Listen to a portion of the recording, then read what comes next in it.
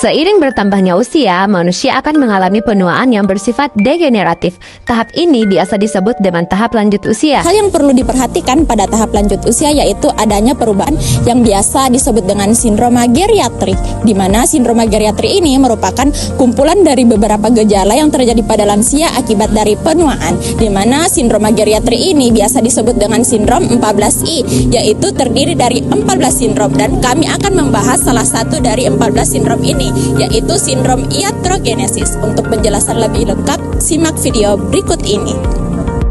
Adapun pengertian dari iatrogenesis yang berasal dari dua kata Yunani, yang dimana iastros berarti dokter, sedangkan genesis berarti asal. Oleh karena itu, iatrogenesis adalah dimana dokter, obat-obatan, rumah sakit, dan tenaga medis lainnya yang bertindak sebagai patogen atau agen penyebab terjadinya penyakit. Sedangkan menurut WHO, iatrogenesis merupakan efek samping obat yang tidak diinginkan dan tidak diharapkan. Jadi, iatrogenesis merupakan tindakan kesehatan disebabkan oleh tindakan medis atau efek samping obat.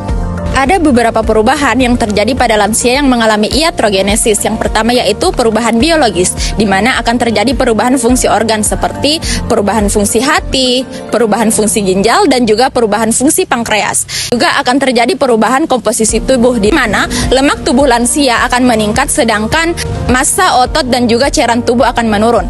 Dan juga akan terjadi perubahan farmakodinamik seperti menurunnya sensitivitas reseptor dan juga menurunnya metabolisme hemostasis pada lansia. Selain terjadi perubahan biologis, juga terjadi perubahan psikologis pada lansia seperti kecemasan dan kebingungan, depresi, stres, penurunan harga diri atau kepercayaan diri, dan juga lansia akan mengalami kebingungan atau delirium.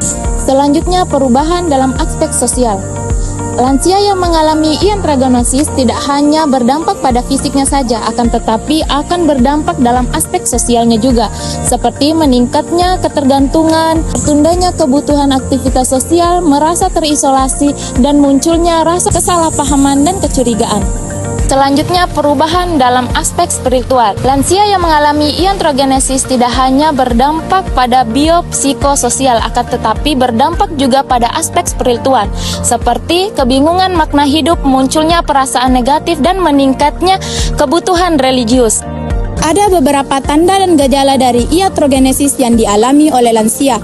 Yang pertama yaitu pusing, mual muntah, tekanan darah tidak stabil, reaksi alergi, kebingungan, dan perubahan mental. Kemudian yang terakhir yaitu delirium.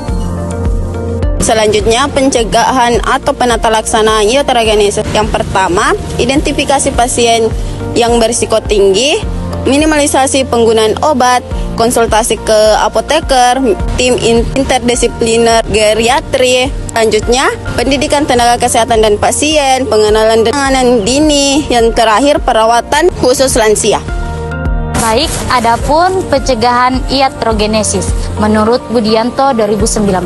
Yang pertama yaitu peresepan obat secara rasional. Yang kedua, pemeliharaan obat yang lebih rendah.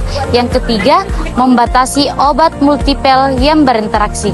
Yang keempat, menghindari obat antibiotik. Pada sindrom iatrogenesis, biasanya diagnosis perawatan yang akan diangkat merupakan gangguan pola tidur, anoreksia, kopi tidak efektif, gangguan resiko infeksi, resiko jatuh, bahkan defisit pengetahuan. Hal ini dapat terjadi dikarenakan penggunaan obat yang terlalu banyak kepada lansia, sehingga ada beberapa yang menyebabkan efek samping, seperti efek samping berupa pusing, sehingga hal ini dapat menyebabkan lansia lebih rentan kepada jatuh ataupun cedera.